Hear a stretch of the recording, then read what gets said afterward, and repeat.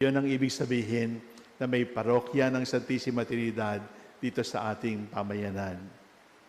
Pero sa isang banda, wala naman talagang halaga ang simbahan. Walang kwenta ang simbahan. Kasi ang simbahang bato ay gawa ng tao.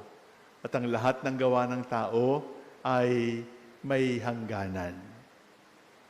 Darating ang oras at panahon na masisira ang simbahang ito sa baha, o sa lindol, o sa sunog, o sa giyera, o kung hindi man to dumating sa ganung pagkakataon, pag dumating na yung second coming of Christ at gunaw na yung mundo, at wala ng Pilipinas sa mapa ng mundo, at wala ng Maynila sa mapa ng Pilipinas, makikita natin, wala palang halaga yung ating ginawang bakal at bato, kahoy na ginawa nating simbahan ng Santissima Trinidad.